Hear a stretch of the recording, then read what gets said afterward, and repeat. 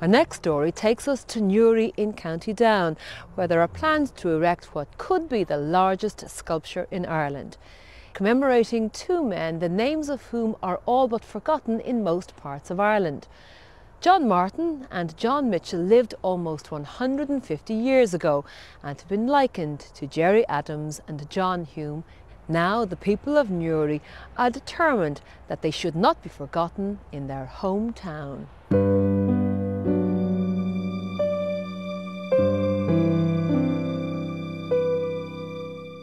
This is the man who dreamed the dream, a vision born out of his insatiable appetite for history. It was the story of the patriot John Mitchel and his friend and fellow patriot John Martin that caught the attention of Michael McKeown and propelled him into the next phase of his plan and project in his love affair with history. I begin with a great love for the place I live in. I have already tried to commit that to other people's attention through the Book of Newry, and arising from that, I became aware of who the giants of our past were. And the particular people of two characters, Mitchel and Martin, stand out over the several hundred years of history of Newry as people who brought Newry to prominence, but also exemplified the idea of dialogue.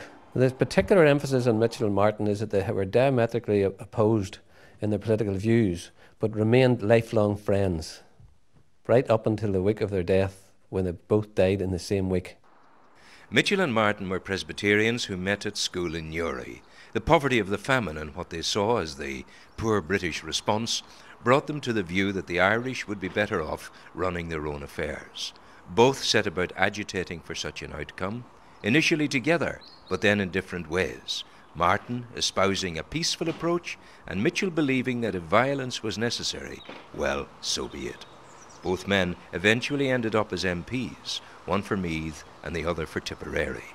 But the writings of Martin and the agitating of Mitchel brought them into conflict with the British authorities, and both ended up imprisoned and eventually transported to the penal colony of Van Diemen's Land.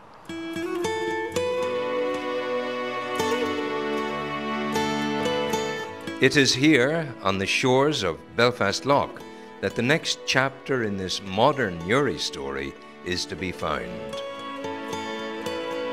The renowned Ulster sculptor, John Sherlock, was commissioned to plan and to complete the work. Here at his studio overlooking the sea, all kinds of commissions are underway, and his sculptural acolytes, helpers, enthusiasts are involved, learning at the hand of the master. John's work is to be found all over the world.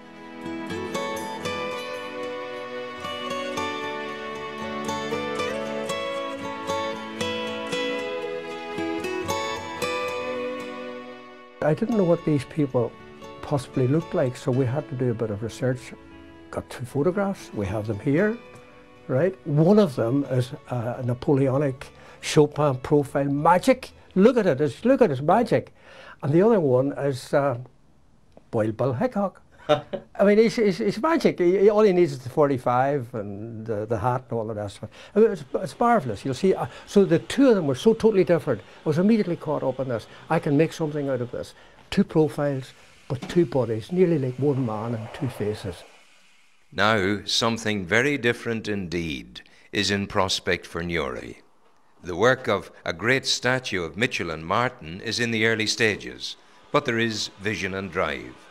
The final monument will be as tall as a modern Newry house. The key to it, if I can make a pun on, is the keystone.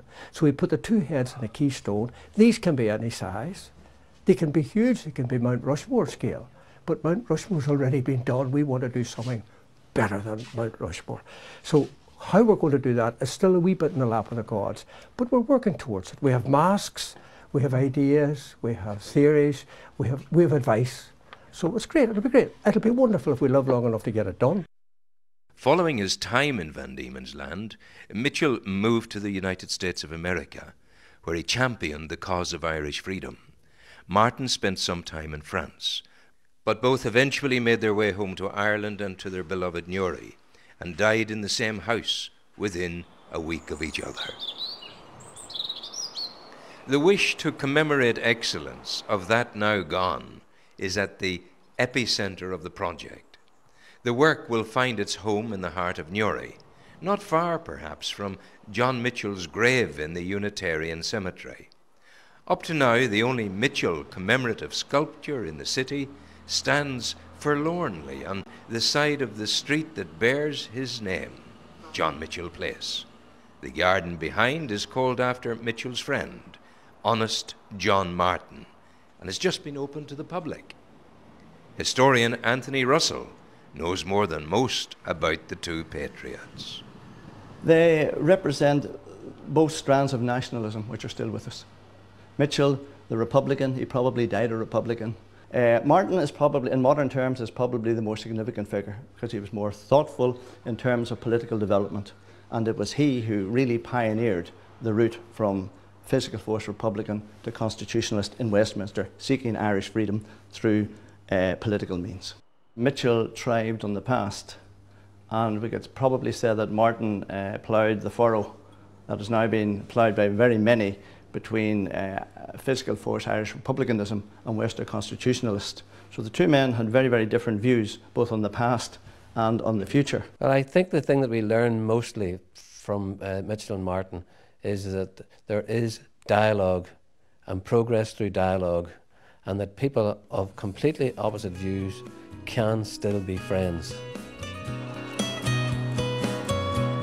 And so, this story of appreciation and remembering is being brought into focus by a man of enthusiasm for history, and one who has the capacity to make things happen. It's the Michael McKeown way, and progress is occurring with the certainty that comes from making haste slowly, getting everything right, and creating for Newry a monument to its past that will take the vision of Mitchell and Martin for peace and harmony forward into the next century.